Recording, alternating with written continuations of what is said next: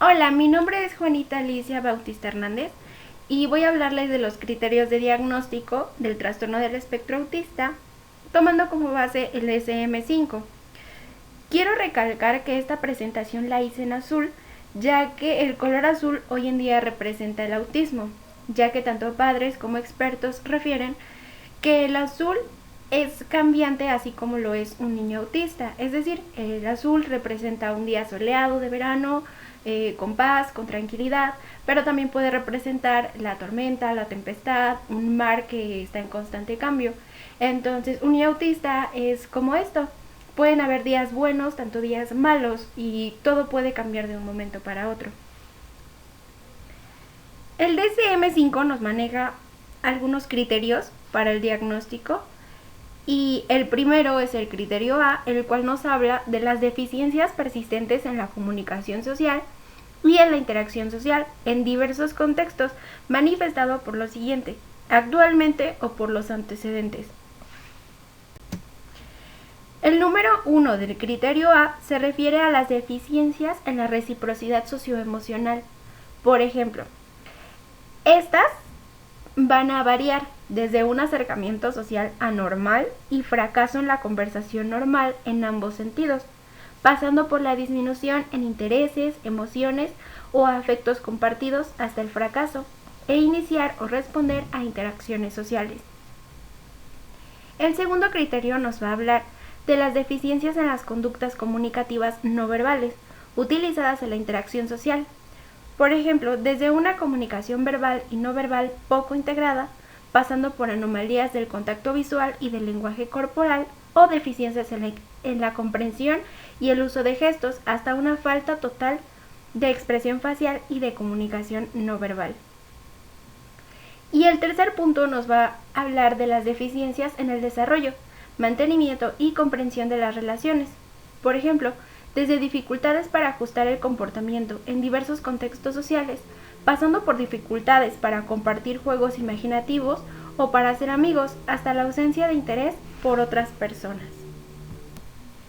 El primer punto nos habla que las emociones, si tú le presentas una emoción, le expresas una emoción a un niño con autismo, no te va a responder igual o va a tener carencia su respuesta. El punto 2 no se refiere a que las conductas comunicativas no verbales, es decir, los gestos o los comportamientos, no los va a entender y por lo tanto no va a poder tener una interacción social. Y el punto 3 nos va a hablar una deficiencia en el desarrollo, mantenimiento y comprensión de las relaciones interpersonales. Es decir, no se va a interesar por hacer amigos o por mantener las relaciones que ya tiene. Para este criterio A, tenemos que especificar la gravedad actual del niño.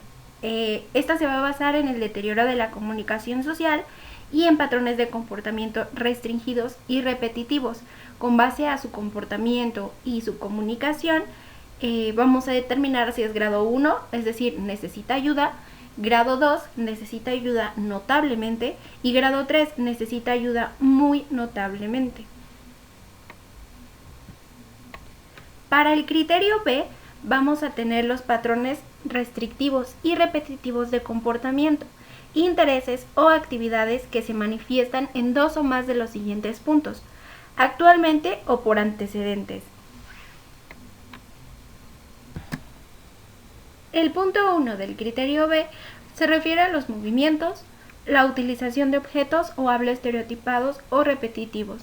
En los movimientos se puede referir a que cuando el niño entra en crisis, es muy común que suceda, rodar por el piso o balancearse sobre sí mismo para recuperar el control. En la utilización de objetos o habla estereotipados, puede alinear sus juguetes de tal forma que a él le gusten, o puede repetir una frase todo el tiempo. El punto 2 habla sobre la insistencia en la monotonía excesiva y la inflexibilidad de rutinas o patrones ritualizados de comportamiento verbal o no verbal. En este caso podemos tomar como ejemplo la habitación del niño. Si algo cambia en su habitación, el niño entra en crisis porque no está acostumbrado, o más bien dicho, es inflexible a a estas rutinas. Entonces el niño tiene que tener estos hábitos, más bien dicho, tiene estos hábitos y no se pueden mover de ahí. En el punto 3 habla sobre el interés muy restringido y fijos, que son anormales en cuanto a su intensidad o foco de interés. No importa qué actividad sea, el niño puede mantenerse concentrado en realizar esa actividad y de ahí no se va a mover hasta que la termine o hasta que acabe el interés por eso, ya sea algo tan simple como observar un foco o algo tan complicado como una tarea. En el punto 4 es la hiper o hiporreactividad a los estímulos sensoriales o interés habitual por aspectos sensoriales del entorno. En este caso de hiperreactividad podemos tomar en cuenta algo muy común que sucede, que es que les lastima el sonido. No pueden tolerar niveles de sonido tan altos porque entran en crisis, y a otros necesitan sentir la presión en su cuerpo como lo hace un abrazo para poder sentirse bien. El criterio C nos habla, y esto es muy importante, de que los síntomas deben estar presentes en las primeras fases del periodo del desarrollo. No pueden presentarse después o tienen que ser diagnosticados, por así decirlo, desde muy temprana edad. De lo contrario, cambia el diagnóstico. El criterio D también nos habla de los síntomas y nos dice que estos deben de causar deterioro clínicamente significativo tanto en lo social, en lo laboral y otras áreas importantes del funcionamiento habitual. Esto se tiene que ver reflejado en la escuela, en la casa, con sus amigos, etc. Y el criterio D nos va a hablar de que estas alteraciones no se van a explicar mejor por otra discapacidad intelectual o por el retraso global del desarrollo. Tiene que ser específico del autismo. Ahora, ya que hemos visto los criterios de diagnóstico para el trastorno del espectro autista, me gustaría hablar acerca del Asperger. El Asperger es a veces confundido con el autismo, entonces vamos a hablar acerca de un poquito del Asperger. Bueno, el Asperger en 1994 es incluido en el DSM-4 y ya formaba parte de esto, pero no es hasta el 2014 que pasa a ser parte de los trastornos del espectro autista.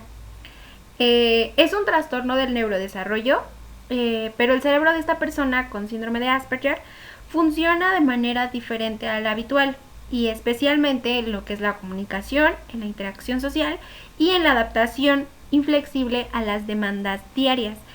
Suena un poquito igual a lo que es el autismo, pero tiene alguna diferencia, ahorita lo vamos a ver. Y aunque comparte las características nucleares del autismo, esta persona va a tener dificultades en la comunicación social y en la flexibilidad de pensamiento y comportamiento.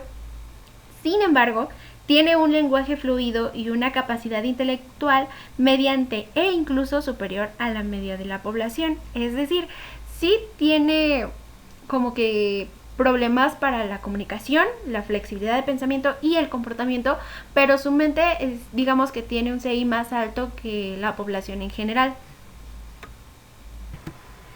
Las características que tiene una persona con Asperger, hay muchas similitudes, si no es que la mayoría, con el autismo. Es por esto también que forma parte de los trastornos del espectro autista. En el primer lugar tenemos la dificultad para entender la comunicación no verbal. Como mencionábamos hace rato, los gestos, las expresiones faciales, incluso el tono de voz. Bueno, esta persona no puede comprender esta clase de comunicación.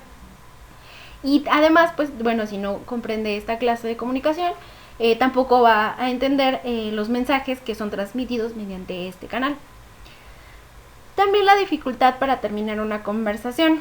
Esta persona puede hablar mucho tiempo de sus temas de interés, pero va a tener dificultad para saber cuándo debe de terminarla. Y por lo mismo considero que está ligado al punto 1, ya que al no saber leer los gestos de una persona, tampoco puede determinar si ya le aburrió el tema, o si quiere cambiar de otro, o si ya está molesto, y cosas así. En el punto 3 tenemos que es la dificultad para elegir un tema de conversación.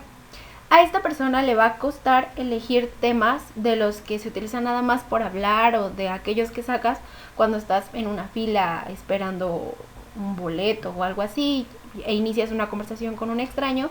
A esta persona le va a costar mucho, muchísimo, porque no sabe qué tema elegir. Y además, bueno, nos menciona que es literal, es muy literal.